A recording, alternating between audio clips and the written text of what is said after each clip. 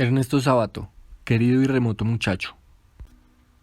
Querido y remoto muchacho, me pedís consejos, pero no te los puedo dar en una simple carta, ni siquiera con las ideas de mis ensayos, que no corresponden tanto a lo que verdaderamente soy, sino a lo que querría ser, si no estuviera encarnado en esa carroña podrida o a punto de podrirse, que es mi cuerpo. No te puedo ayudar con esas solas ideas, bamboleantes en el tumulto de mis ficciones, como esas boyas ancladas en la costa sacudidas por la furia de la tempestad.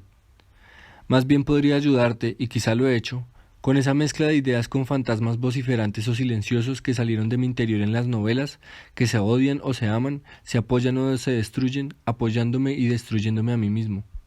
No rehuyo darte la mano que desde tan lejos me pedís, pero lo que puedo decirte en una carta vale muy poco, a veces menos que lo que podría animarte con una mirada, con un café que tomáramos juntos, con alguna caminata en ese laberinto de Buenos Aires. Te desanimas porque no sé quién te dijo no sé qué, pero ese amigo o conocido, qué palabra más falaz, está demasiado cerca para juzgarte. Se siente inclinado a pensar que porque comes como él, es tu igual, o, ya que te niega, de alguna manera es superior a vos. Es una tentación comprensible.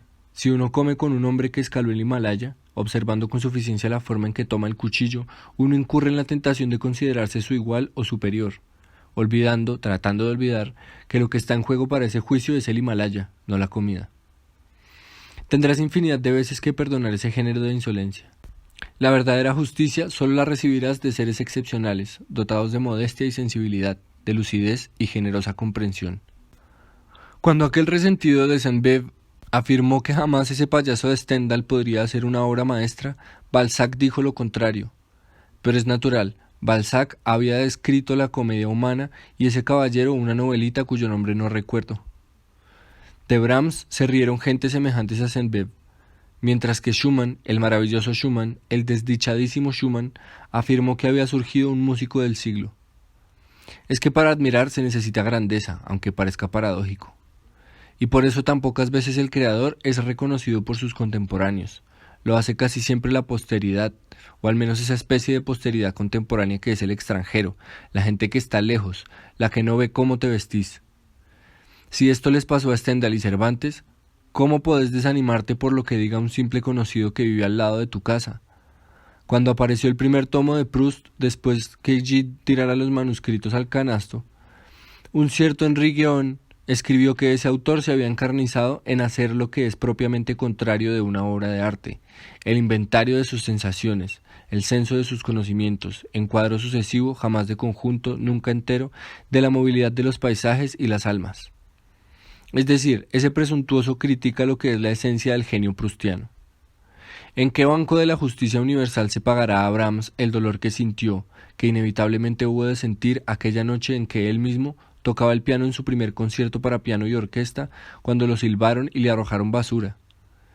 ¿No ya Brahms, detrás de una sola y modesta canción de Discépolo, cuánto dolor hay, cuánta tristeza acumulada, cuánta desolación? Pero, tan extraña es la condición humana, no solo los insignificantes y fracasados padecen esos sentimientos bajos. ¿No dictaminó Lope que El Quijote era el peor libro que había leído en su vida?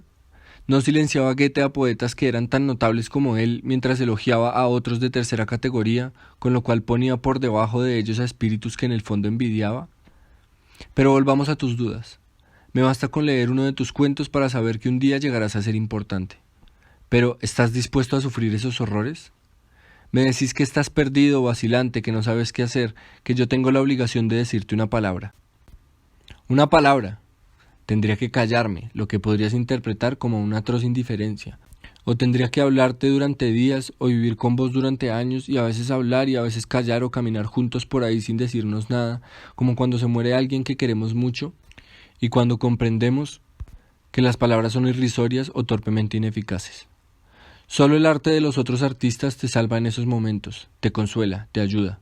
Solo te es útil. ¡Qué espanto! El padecimiento de los seres grandes que te han precedido en ese calvario.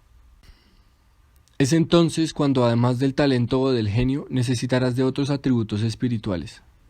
El coraje para decir tu verdad, la tenacidad para seguir adelante, una curiosa mezcla de fe en lo que tenés que decir y de reiterado descreimiento en tus fuerzas, una combinación de modestia ante los gigantes y de arrogancia ante los imbéciles, una necesidad de afecto y una valentía para estar solo, para rehuir la tentación, pero también el peligro de los grupitos, de las galerías de espejos.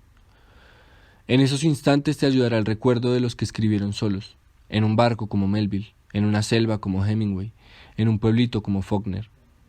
Si estás dispuesto a sufrir, a desgarrarte, a soportar la mezquindad y la malevolencia, la incomprensión y la estupidez, el resentimiento y la infinita soledad, entonces sí, querido B, estás preparado para dar tu testimonio.